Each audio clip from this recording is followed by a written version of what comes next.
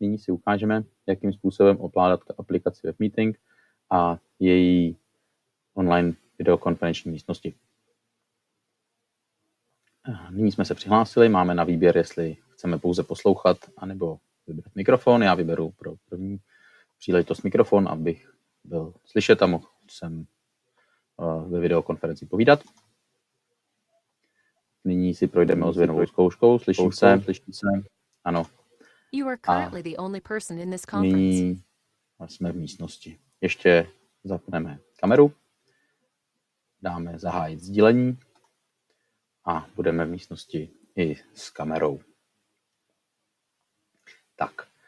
A nyní můžeme začít chatem.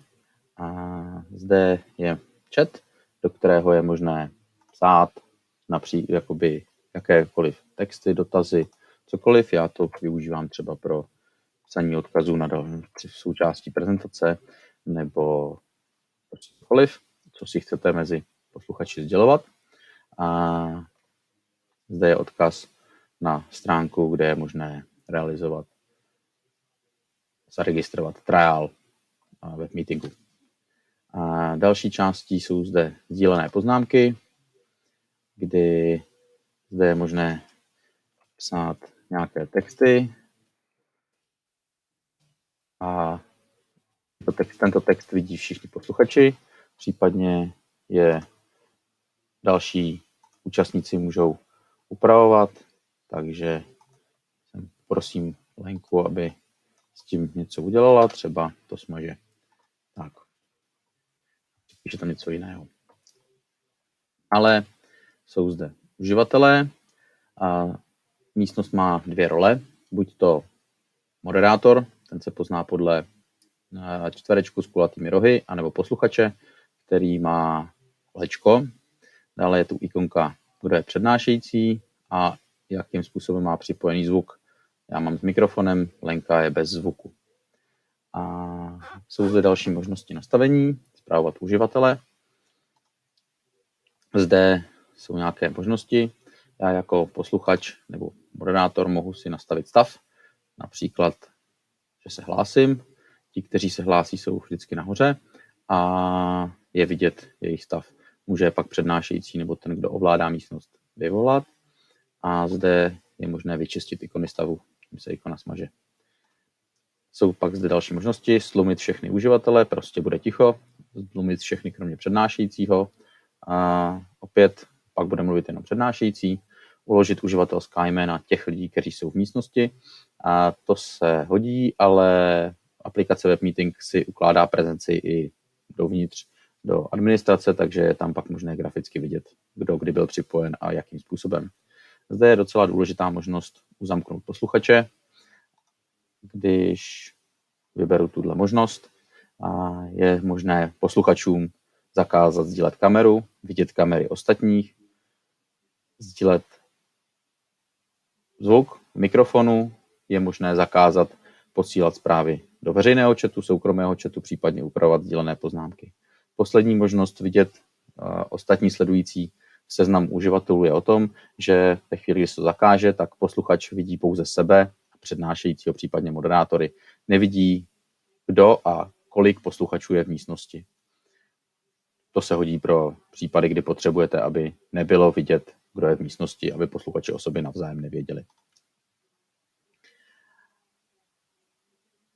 Každý moderátor, když klikne na své jméno, může se stlumit, případně nastavit stav. Případně jako moderátor mám další možnosti s posluchačema, kteří zde jsou. Mohu s každým začít soukromý chat a mohu učinit kohokoliv přednášející, můžu každého uživatele vyhodit, případně ho povýšit na moderátora. Pokud tak udělám, tak ho zase mohu zpátky vrátit.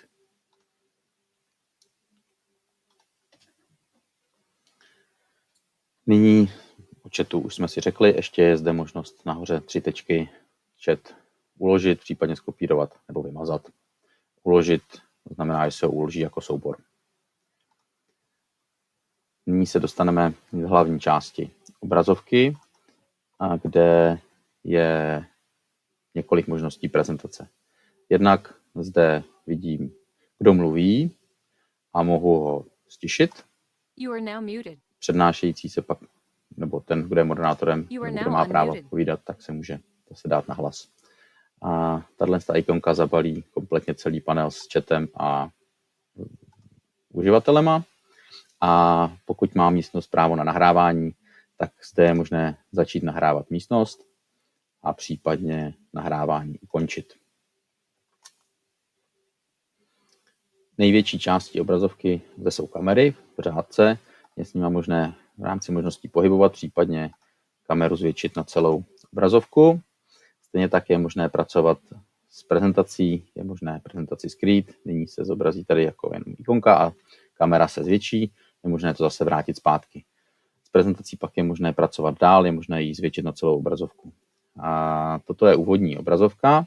Já sem nahraju nyní, nebo ukážu, jakým způsobem nahrát nějakou prezentaci. Takže vyberu nahrát prezentaci. Z plochy si přetáhnu, nebo dám vybrat soubory, procházet. Vyberu si nějaký soubor z plochy. Myslím si, že tady mám vybranou prezentaci a dám nahrát. Nyní se prezentace nahrává, ještě se zpracuje, udělají se z ní náhledy.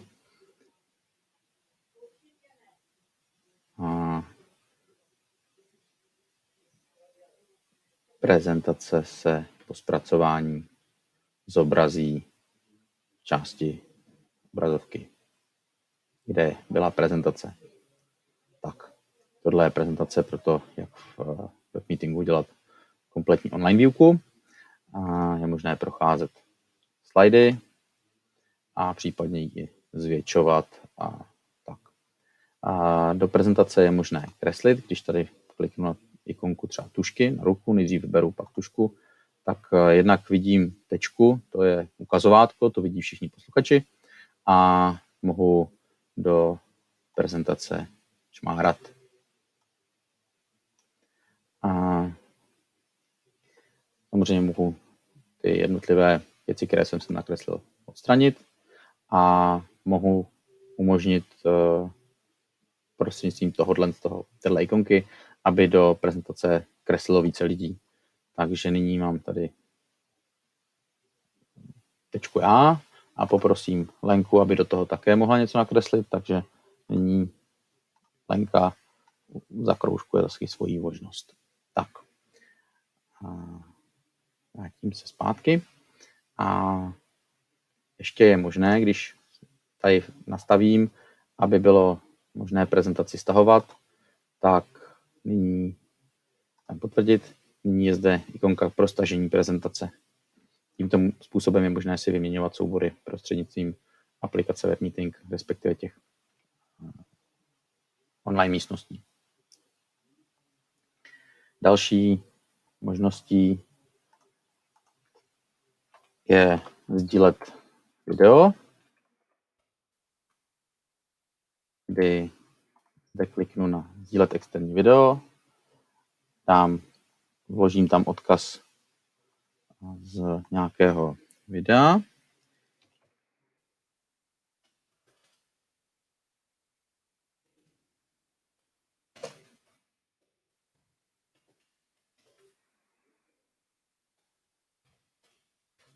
Dám sem nějaké video a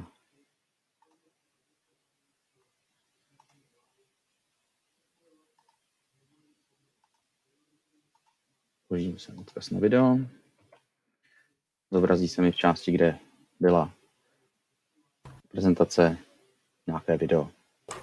Video můžu zastavovat, můžu s ním pracovat, případně to všichni posluchači pak vidí, můžu ho stopnout.